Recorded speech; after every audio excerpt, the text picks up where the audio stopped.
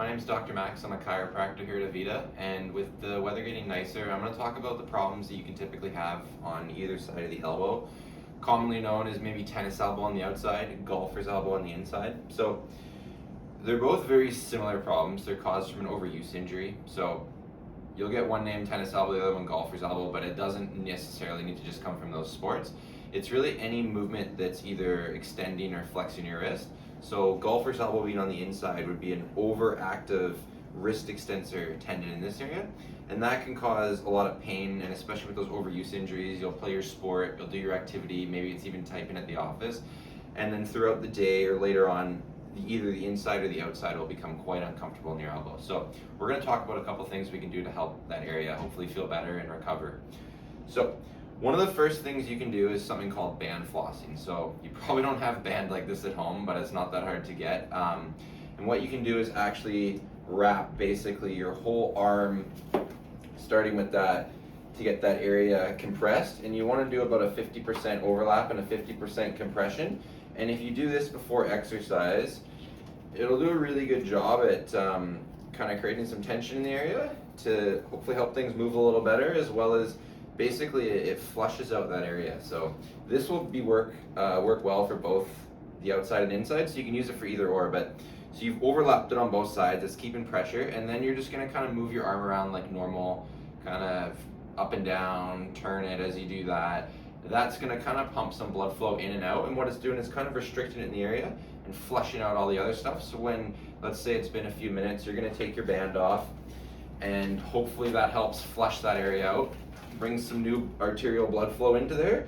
That should help things loosen up a little bit for your activities. Now, because it's an active injury though, your activity is going to aggravate it more, so you got to be careful with that. So you can wear bracing and other stuff, or sometimes compressive things down like a couple centimeters below the elbow, but it's really the exercise and rehab that's going to get that better. So this is a tool you can use, but you also need to do something called isometric and eccentric exercise on those muscles when they're a little bit injured or damaged.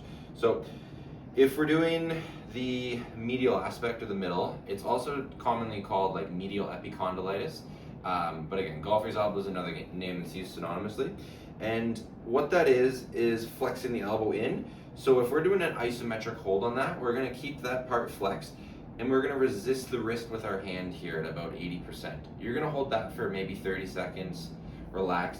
It's going to feel quite difficult and maybe even a little bit uncomfortable in that area, but that should help hopefully re-strengthen and make that tendon a little happier, where it's getting over-aggravated with these constant movements.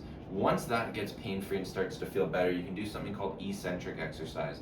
So that's basically just the lowering phase of that muscle. So if we're working on this flexor, you're gonna basically put pressure here like you're trying to flex it, but then gradually let that win as that comes down, and that's going to allow that tendon and muscle to kind of start lengthening, but under that sustained load where we're just gradually doing that. Once that becomes pain-free, then you can talk about the other phase, which is concentric and going up and down from there. But honestly, it's the isometric and the eccentric that make the biggest difference. Same thing on the other side. If we're doing this muscle, because it's an extensor, you're going to hold that in that isometric pattern for maybe 30 seconds, and then gradually you can let that win once the isometrics start feeling better. And this is great where you can use a band for that, letting win part. So if my wrist is up like this, you can then just gradually let that lower down, and that keeps tension kind of on these areas to let that recover. So if you've done those exercises, another thing you can add is stretching. So for this one, all you're going to do is straighten your arm and bend here, and you should feel these flexor muscles relieve some tension with that. Opposite for the outside of the elbow, you're going to straighten the arm, rotate it in, and then push at the wrist, and you'll feel this area start to stretch. Last thing you can do to hopefully give you a little bit of relief is also add some ice after your activity to hopefully help calm that down. Maybe 5-10 minutes on and off, but just make sure you always have a barrier in between that ice so you don't give yourself an ice burn.